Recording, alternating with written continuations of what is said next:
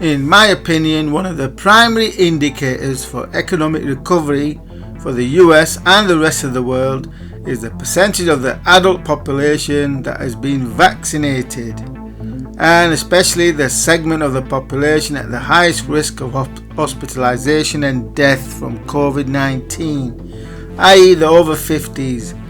In which respect, the US vaccinations currently stand at 6.2 million, with approximately 1 million Americans being vaccinated per day for their first dose, or about 0.3% of the population, which frankly is just not good enough. So unless things step up a gear, perhaps after Biden takes office, then under the current pace the US is not going to have vaccinated 50% of the population until late May, and that is just with the first dose.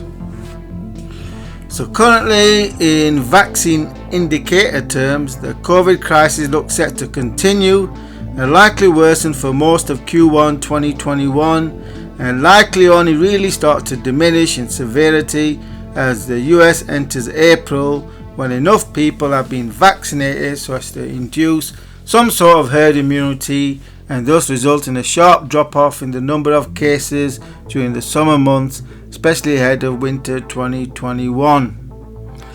So more economic COVID pain for the duration of Q1, with strong recovery starting early April as the rate of vaccinations jumps to perhaps 1.6 million per day.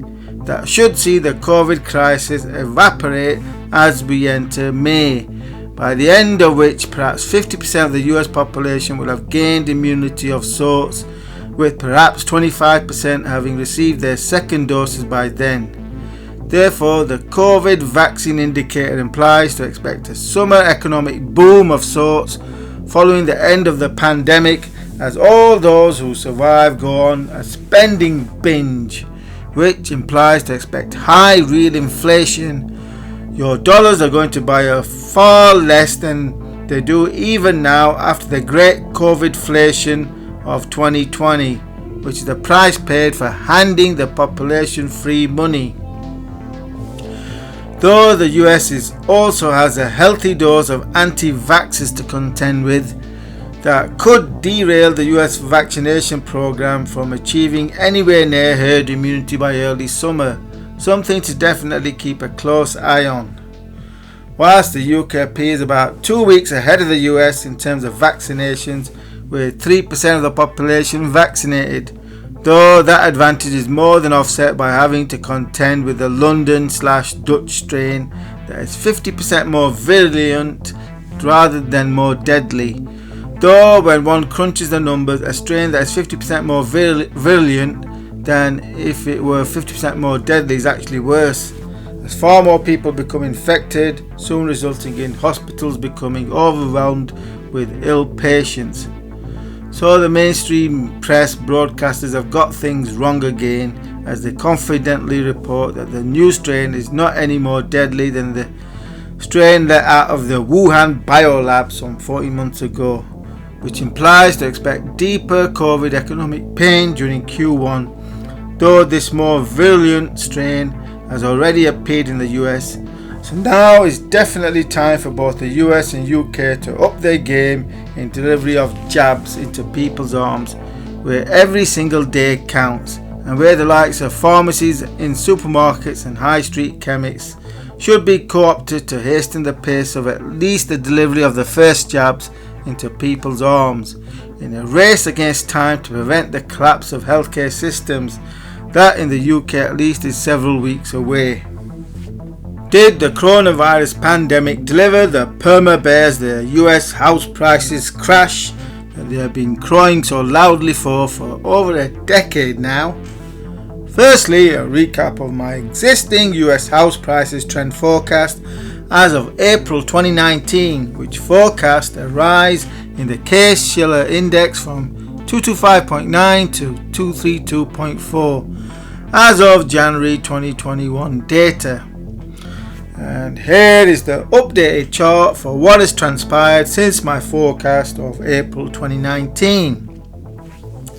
So whilst the US stock market had a panic attack into mid-March, the crash where the US house prices are concerned was upwards, which should not have come as much surprise to those who have been following my analysis for the past 10 years, i.e. money printing on an epic scale. When you know the Fed is about to print a shitload of money, whatever they call it, will mean that assets that cannot be easily printed will surge higher in price. This is the inflation megatrend in action. The primary megatrend is the inflation megatrend. Those who bet against it on hopes of a repeat of the 1930s depression will keep going broke. That's if they put their money where their mouth is. This video is an excerpt from my recent extensive in-depth analysis that concludes in a detailed trend forecast for US house prices into 2022, the whole of which was first made available to patrons who support my work. So for immediate first access to all of my analysis and trend forecasts, then do consider becoming a patron by supporting my work for just $3 per month, with my most recent analysis concluding in a detailed trend forecast for the stock market for 2021. And my schedule of analysis includes a major update on which AI stocks to invest in for 2021 and beyond, a look at the prospects for UK house prices, a Bitcoin trend forecast update for 2021, not forgetting that my last forecast to buy Bitcoin at under 10k, and a piece on how to get started on getting rich, how to actually get rich. And then an update for the prospects for the US dollar and sterling, as the British pound has now fulfilled my long-standing target of reaching 1.4 to the dollar, or $1.4 to the pound, should I say. And do remember to subscribe to this YouTube channel for new videos. Oh, you got 4! 5! Don't tell me now, don't tell me. Oh my god, you got so many bitcoins. 6 bitcoins!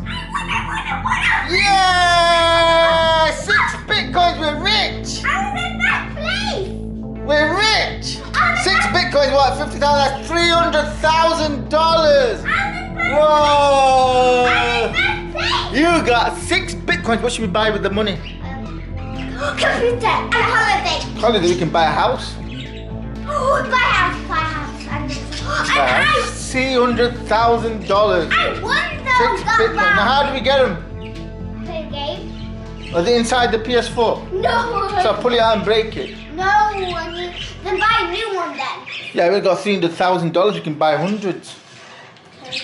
Or So shall I pull it out and break it and get the bitcoins out? now, because I'm playing the game. What? There's bitcoins in there. Forget the game. I want the bitcoins. Just get another PS4, play the game a lot, and then let's break it open. But there's 6 bitcoins in it. What happens if you turn the power off? Will let it go?